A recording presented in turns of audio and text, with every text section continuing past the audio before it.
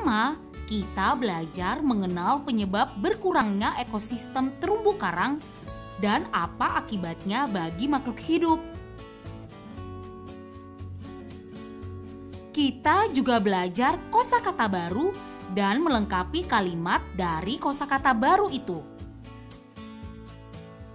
Lalu, juga belajar memahami apa itu diagram garis, serta bagaimana membuat dan membaca data pada sebuah diagram garis. When there's no more hope is left in me, I can see what comes my way.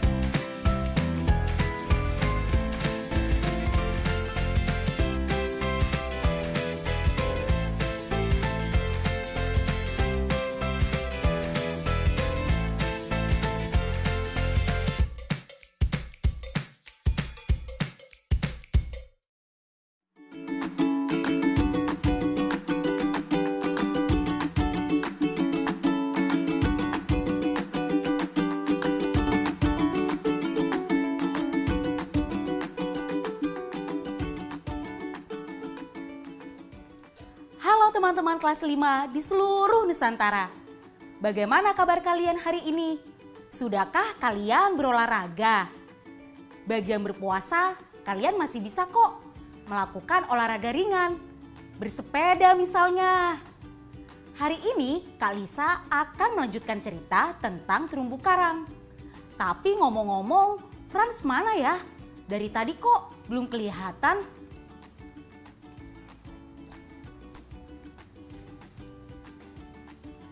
Teman-teman, jangan lupa siapkan buku dan alat tulis kalian ya. Kak Lisa mau lihat Frans dulu nih. Tapi sebelum itu, kita berdoa dulu ya. Sebelum mulai pelajaran hari ini. Berdoa dimulai.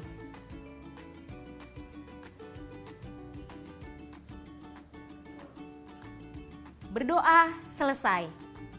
Teman-teman, walau kita masih terus belajar di rumah, jangan lupa untuk terus menjalankan protokol kesehatan ya, seperti menjaga jarak, memakai masker, dan mencuci tangan.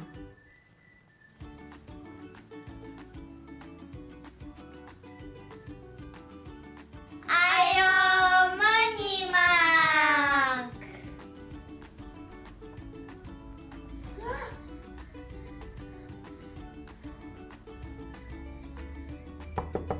Frans, aku masuk ya. Ya ampun Frans, kamu kenapa? Aku mimpi buruk, Kak. Aku dikerubuni ikan-ikan. Mereka marah karena terumbu karang yang jadi rumah mereka hancur karena manusia. Ya ampun, sampai ke bawah mimpi segala kamu. Emang kita nggak bisa lakuin sesuatu, Kak?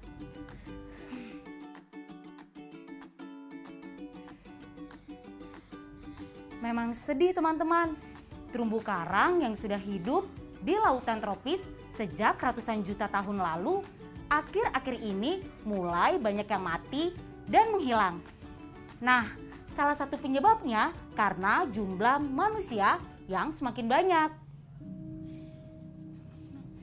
Makin banyak manusia yang tinggal di perairan dekat tempat hidup terumbu karang. Mereka menangkap banyak sekali ikan. Akibatnya terumbu karang menjadi kehilangan ikan-ikannya. Jaring-jaring makanan jadi terganggu, sangat terganggu. Jumlah ikan pemakan ganggang jadi makin sedikit, sehingga ganggang tumbuh merajalela. Ganggang yang tumbuh dengan pesat justru dapat membahayakan terumbu karang. Persoalan terbesar bagi terumbu karang adalah perubahan iklim. Perubahan iklim membuat suhu lautan menghangat. Walaupun terumbu karang menyukai air yang hangat, Mereka tak suka jika air itu terlalu hangat. Emang kenapa Kak? Mereka nggak suka air yang terlalu hangat. Padahal aku kalau mandi pakai air hangat, badan aku jadi lebih enak. Iya, karena kalau perairan di sekitar terumbu karang menjadi terlalu hangat, ganggang laut yang tumbuh di dalam tubuh terumbu karang hanya bisa memproduksi sedikit sekali gula, bahkan tidak sama sekali. Terus, gula itu kan makanannya bakteri dan ikan-ikan. Betul, kalau ganggang tidak lagi memproduksi gula, adanya mereka memproduksi zat yang bisa merusak jaringan tubuh terumbu karang. Jadi ganggangnya nggak berguna lagi dong Kak buat terumbu karang. Iya, karena kalau sudah tidak berguna, terumbu karang akan melepaskan ganggang di tubuhnya. Tanpa ganggang di tubuhnya, terumbu karang kehilangan warnanya dan kerangka putih di dalam terumbu karang jadi terlihat jelas. Ini yang namanya pemutihan karang dalam waktu singkat. Terumbu karang yang sudah memutih itu akan mati. Kasihan mereka dan ikan-ikan itu Kak. Kamu tahu nggak apa akibatnya kalau terumbu karang semakin berkurang atau bahkan punah? Nggak akan ada ikan karena mereka nggak bisa makan. Dan ya ampun, dan itu berarti manusia juga nggak bisa makan ikan. Yap, sumber makanan manusia ikut berkurang. Tanpa terumbu, semua makhluk hidup terancam kelangsungan hidupnya. Bahaya banget ya Kak. Kalau gitu gimana caranya kita untuk menyelamatkan terumbu karang? Namun untungnya ada banyak cara untuk melindungi terumbu karang. Salah satunya adalah larangan untuk menangkap ikan di wilayah perairan tertentu.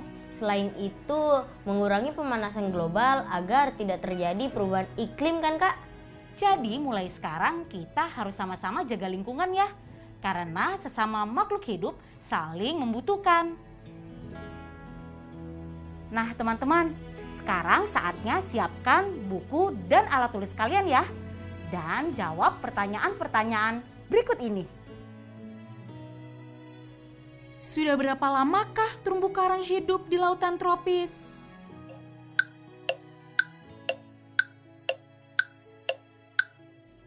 Betul teman-teman, terumbu karang hidup sejak ratusan juta tahun lalu. Apa saja penyebab rusaknya terumbu karang?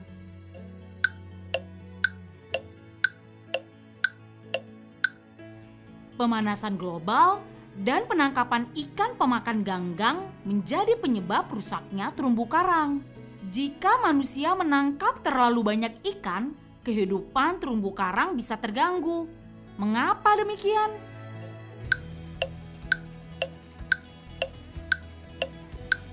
Karena manusia banyak menangkap ikan pemakan ganggang sehingga jaring-jaring makanan terganggu.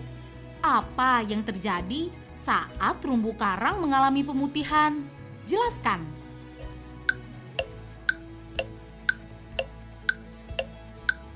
Pada terumbu karang, mereka kehilangan warna-warni indahnya. Jika terumbu karang punah, apa kira-kira yang akan terjadi? Makhluk hidup apa akan terkena dampaknya?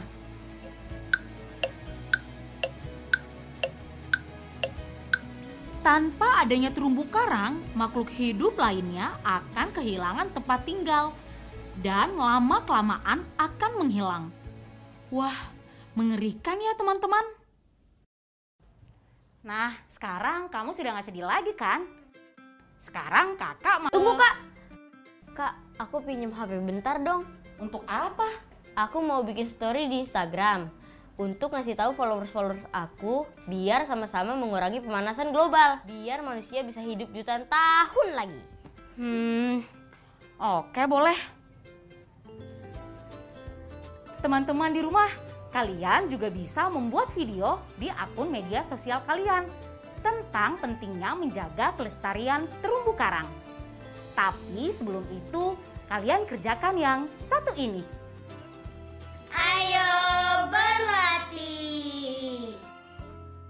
Lengkapi kalimat-kalimat berikut ini dengan kata-kata dari dalam kotak yang paling sesuai. Kalian bisa langsung tulis jawabannya di buku kalian masing-masing ya.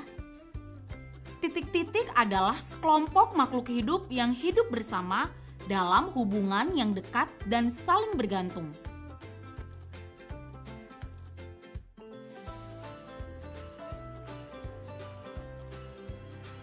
Titik-titik adalah hewan utama pembentuk terumbu karang yang menghasilkan zat kapur.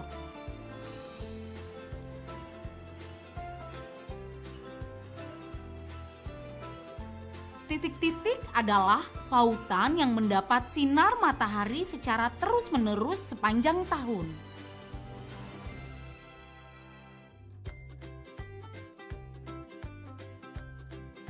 Makhluk hidup sangat kecil yang hidup di lautan disebut titik-titik.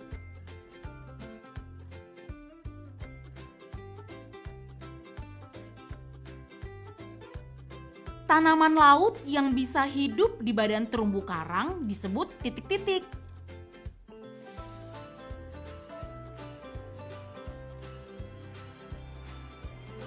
Sekarang kita periksa jawaban kita sama-sama yuk. Kalimat pertama, kata yang tepat adalah koloni. Kalimat lengkapnya menjadi koloni adalah sekelompok makhluk hidup yang hidup bersama dalam hubungan yang dekat dan saling bergantung. Berikutnya, jawabannya adalah polip. Kalimat lengkapnya menjadi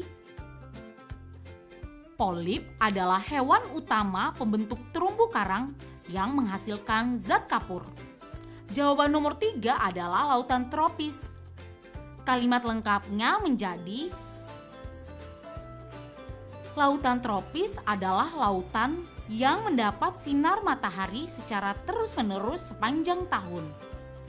Jawaban berikutnya adalah plankton. Kalimatnya menjadi makhluk hidup sangat kecil yang hidup di lautan disebut plankton. Kalimat terakhir jawabannya adalah ganggang. Kalimat lengkapnya, tanaman laut yang bisa hidup di badan terumbu karang disebut ganggang.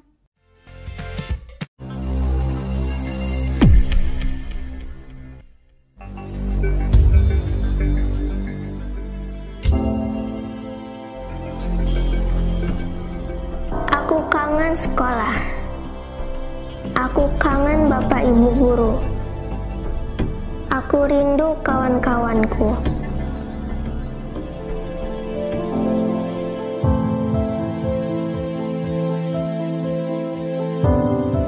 Jaga kesehatan ya teman-teman, biar kita bisa cepat bersekolah lagi.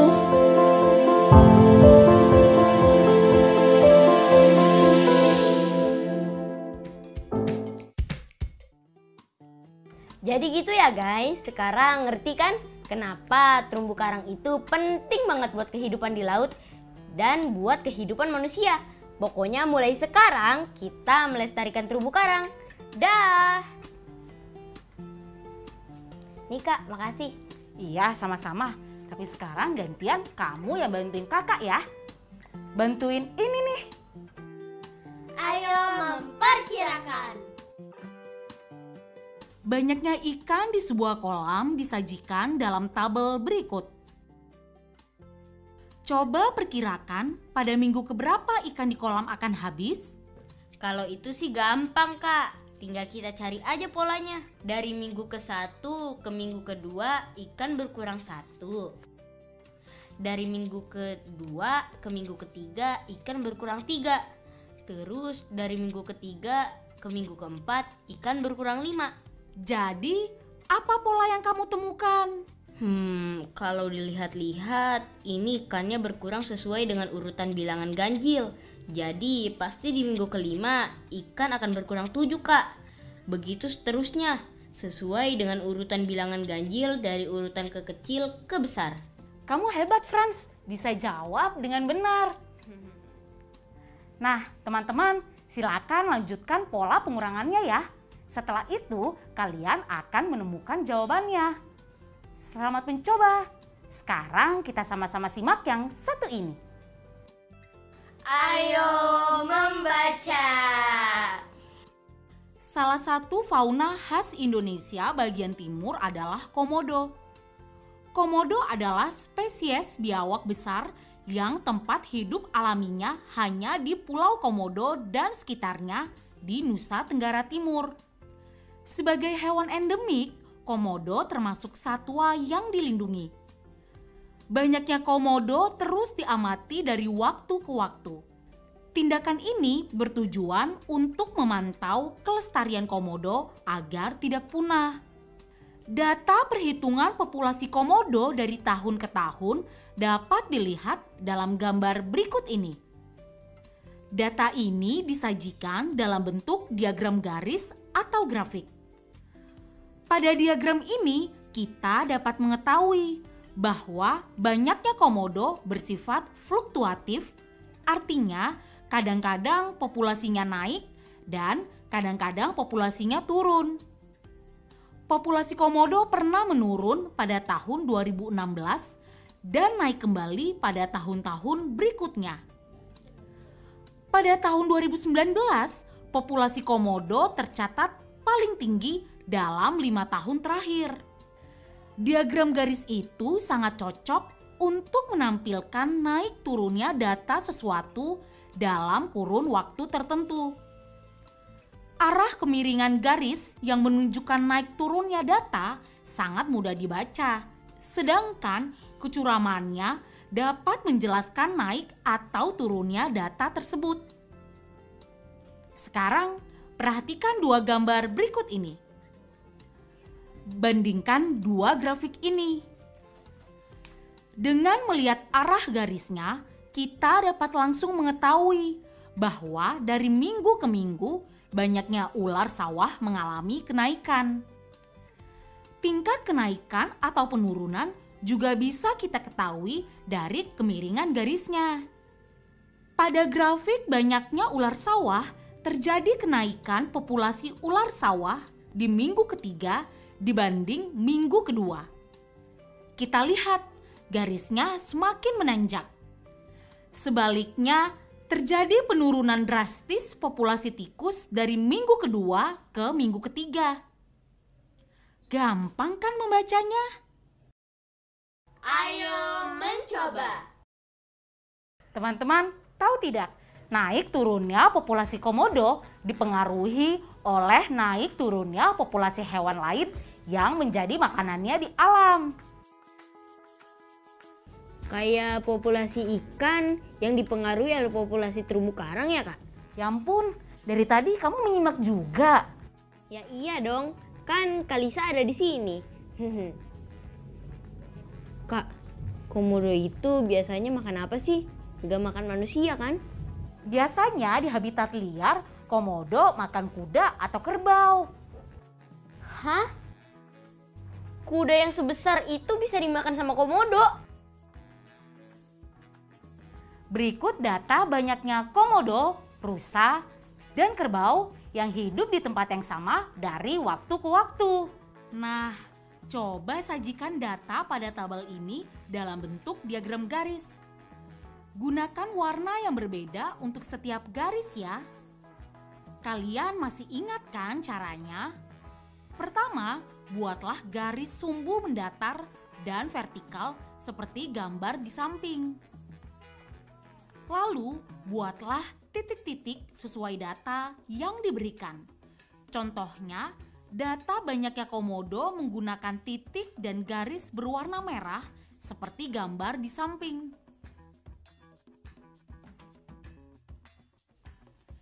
Selesaikan grafik ini dan buatlah untuk data rusa dan kerbau. Ayo berlatih! Perhatikan data populasi ular sawah dan tikus sawah ini. Kemudian, jawab pertanyaan berikut di buku kalian masing-masing ya. Pada hari keberapa banyaknya tikus sawah mulai menurun? Sudah ketemu jawabannya? Pada hari keberapa? Benar, pada hari ke-9. Pertanyaan kedua, tahukah kamu Mengapa banyaknya tikus sawah menurun? Jadi jawabannya apa? Jawaban yang tepat menurut Kak Lisa, karena populasi ular meningkat. Ular itu kemudian memangsa tikus sehingga populasi tikus berkurang. Pertanyaan terakhir, pada hari keberapa banyaknya tikus sawah dan ular sawah sama banyak? Jawabannya adalah di hari ke-6 dan hari ke-10. Proyek kreatif minggu ini. Nah, teman-teman, hari ini kita akan lanjut membuat poster jaring-jaring makanan ya. Apa saja tahapannya? Pertama, kerjakan sesuai dengan perencanaanmu. Buatlah semenarik mungkin. Kamu dapat melengkapi gambar-gambar dan hiasan supaya menarik. Kedua, amati dan kumpulkan data dengan lengkap dan teliti. Ketiga, buatlah tabel data tumbuhan dan serangga dalam poster jaring-jaring makanan yang kamu buat, serta diagram batangnya. Data dan diagram ini harus menjadi bagian dari poster.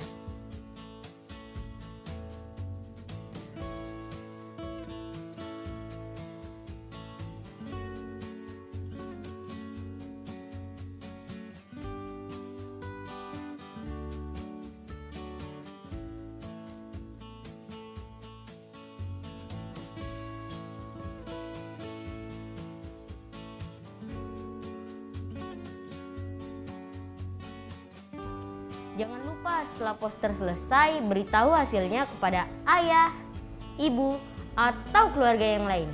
Ya kan Kak? Tepat. Kemudian minta mereka untuk membuat penilaian seperti yang ada pada tabel berikut ini. Selamat mengerjakan poster ya teman-teman. Setelah ini kita akan berefleksi. Refleksiku. Teman-teman, hari ini kita sudah belajar apa aja ya? Kita coba ingat satu-satu ya. Pertama, kita belajar mengenal penyebab berkurangnya ekosistem terumbu karang dan apa akibatnya bagi makhluk hidup. Kita juga belajar kosakata baru dan melengkapi kalimat dari kosakata baru itu. Lalu juga belajar memahami apa itu diagram garis, serta bagaimana membuat dan membaca data pada sebuah diagram garis. Bagaimana perasaan kalian? Senang? Bingung? Mudah-mudahan nggak bingung ya. Dan jangan sedih juga kalau kalian belum paham materi hari ini. Karena kita selalu bisa terus belajar dan berlatih. Pamit dulu sana sama teman-teman. Oh iya, sampai jumpa lagi teman-teman. Selamat berpuasa bagi yang berpuasa. Sampai jumpa. Dadah.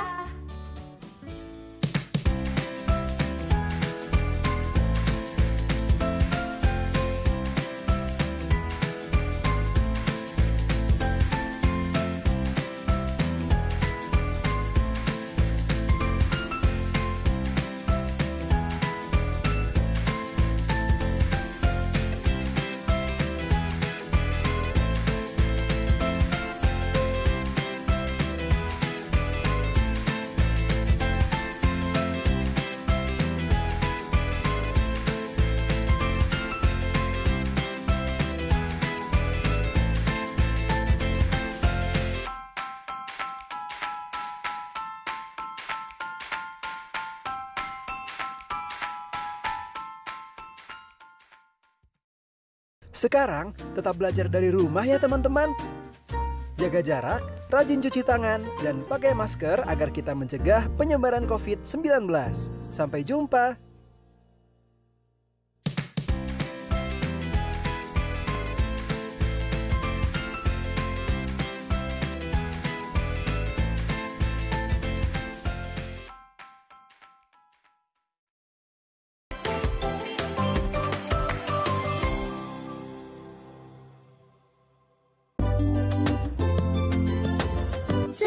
Sering cuci tangan, gunakan sabun, pakai masker, menutup hidung mulut.